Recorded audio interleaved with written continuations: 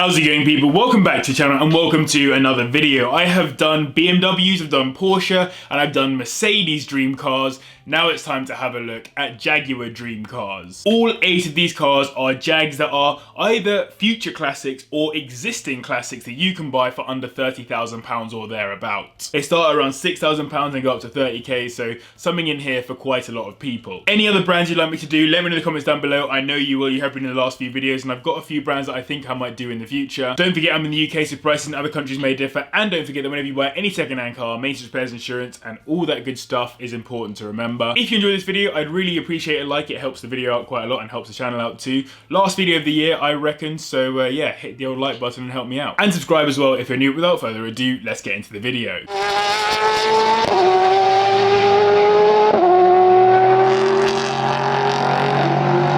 Let's kick this video off with the Jaguar Mark II, which is a luxury saloon built by Jag back in 1959 and ran all the way through to 1967. It has a few engine options, but the one I could find most commonly is the 3.4 litre inline 6 block that makes 210 brake horsepower and will manage 0 to 60 in a relatively sedate time of 11.5 seconds. Mr. Jaguar himself, Sir William Lyons, advertised the car as having grace, space and pace, and despite the somewhat reserved looks by today's standards, the Mark II was a successful race car in multiple series, winning the 1962 and 1963 Australian Touring Car Championships, the 1963 European Touring Car Championship, and 2 6-hour endurance races between 1962 and 1963. This then was no slouch as luxury executive saloons go, and it was even picked up by both criminals and the police, becoming the perfect getaway car and police cruiser on British motorways thanks to its top speed of 125 miles per hour. I think it's a properly cool car with some amazing history, just a shame that not enough people know about it. The cheapest Mark II I could find was £10,000, while the majority appeared to sit around the 20k mark, and at 30k we'll be getting one in pretty mint condition for a classic. As it's a classic, expect these to have classic running costs.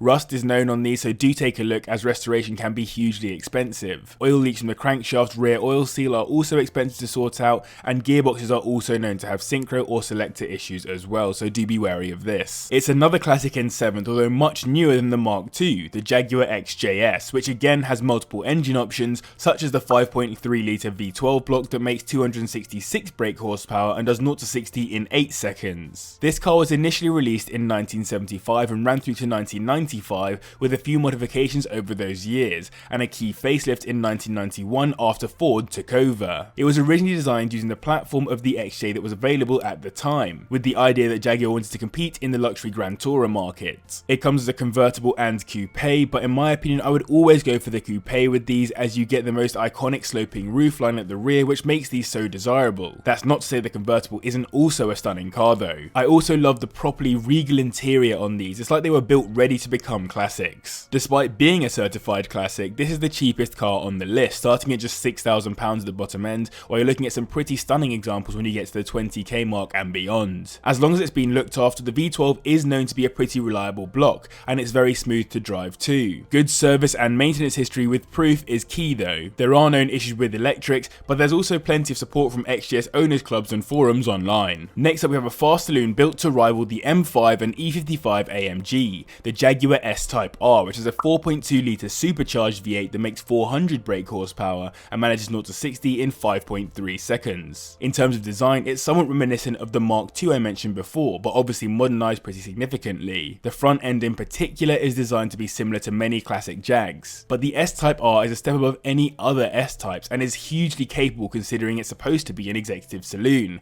carrying on that Jaguar tradition that the Mark II was also part of. It was literally the fastest production saloon car in the world on release, with a top speed of 191 miles per hour if you took the limiter off. Compared to the normal car, outside of the additional power gained by the Eaton supercharger, it gets larger 18-inch alloys as well as a more aggressive body kit, visible particularly around the bumpers and side skirts, plus all the R badging around the car. The interior is also sports focused with larger seat bolsters and the likes, but it still remains predominantly executive. £7,000 a minimum that I could find these listed for, and £18,000 is around the maximum you'll need to spend to get a perfect example. These can be reliable, but they have to have been maintained well to achieve this, otherwise experts say they can suffer from a few key problems. Rust is known as well, so worth having a look if you're in the market for one. Onto the top 5 now, and in 5th we have the Jaguar XKR-S, which is a 4.2 litre supercharged V8, just like the S-Type R, which makes 400 brake horsepower and will go from 0 to 60 in 5.2 seconds. This generation of XK was actually named the XK8, and the XKR dropped as the supercharged, more aggressive version. Then the XKR-S came along to make it even more savage, but in reality the key differences were aesthetic, with new rims and some basic changes to the interior and exterior. It also gained stiffer suspension and general overall setup, with tougher anti-roll bars and lower ride height. The limiter was also removed to give it a top speed of 174 miles per hour, which is pretty nuts, and I believe just 200 were made in total, making this a pretty rare car wherever you are in the world, although I couldn't confirm this. The minimum I could find these listed for is £18,000, and for 30k you'll get a 2006 model with around 35,000 miles on the clock. It's a similar story to the S-Type R in terms of reliability, just make sure you get on with full service history and expect to see lots of receipts on the car being maintained. If not, it's likely not worth the hassle to sort out one of these blocks. So I hope you enjoyed this video. If you are, make sure to hit the like button, I would really appreciate it, and subscribe as well if you're new. Just a reminder, try and hit the 100k mark, and we're not far away, less than 3,000 subscribers to go, so please do hit the like button and we'll be at that 100k soon. So I literally just want to put a plaque on my wall, just there, right there. I want that 100k plaque on that wall, so please do hit subscribe if you haven't already. I can't believe this car only takes 4th, as it would be the one that I would have, but what would this list be without the Jaguar F-Type, specifically with the 3 litre supercharged V6, which makes 374 brake horsepower and does 0 to 60 in 4.8 seconds. It actually sits on a shortened version of the Jaguar XK platform, and is supposedly the successor to the hallowed E-Type Jag,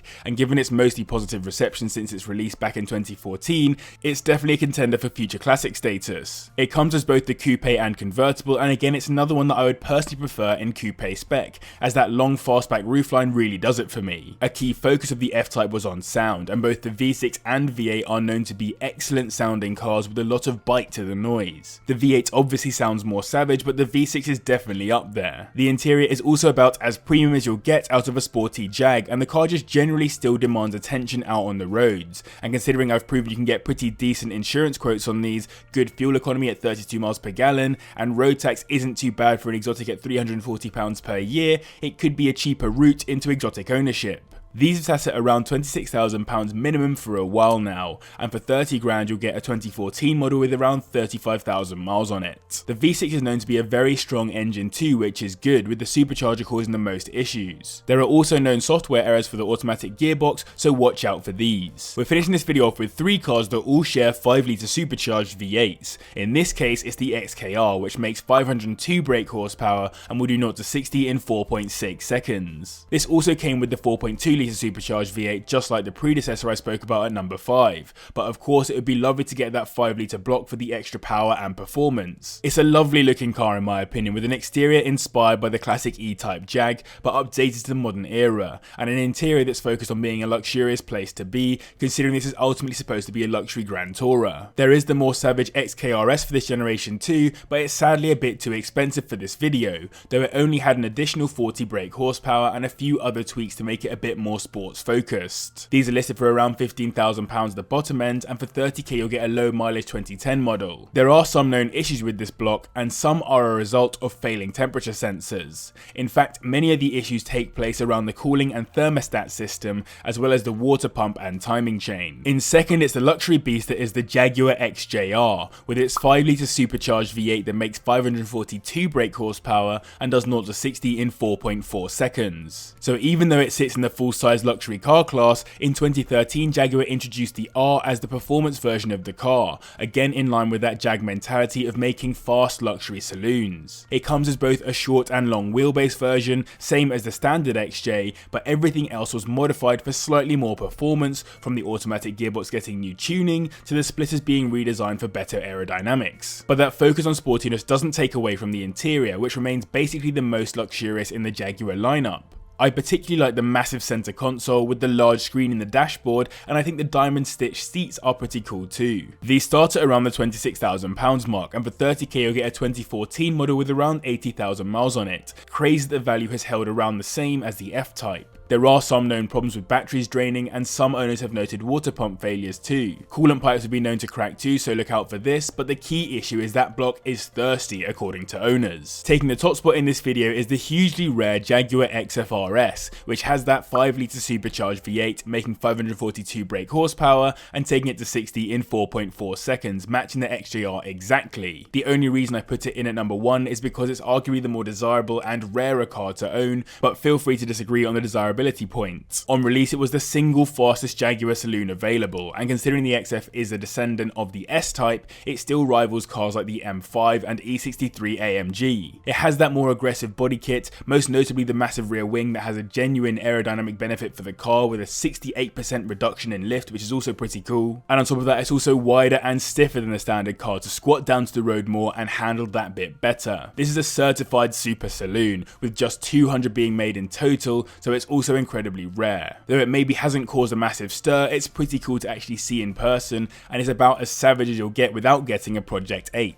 £28,000 a minimum that I found these listed for, and it'll be pretty high mileage for that kind of money. Owners complain most about the car being uncomfortable for daily use, but are positive about the engine in general. It's also known to go through brake pads and tyres quickly, as you might expect. So I hope you guys enjoyed this video. Thank you very much for watching, particularly those of you that have watched this far. Mass thanks to the patrons as well for their support and for another amazing year on YouTube. I really do appreciate it. But as always, thank you very much for watching, and I'll see you in the next one.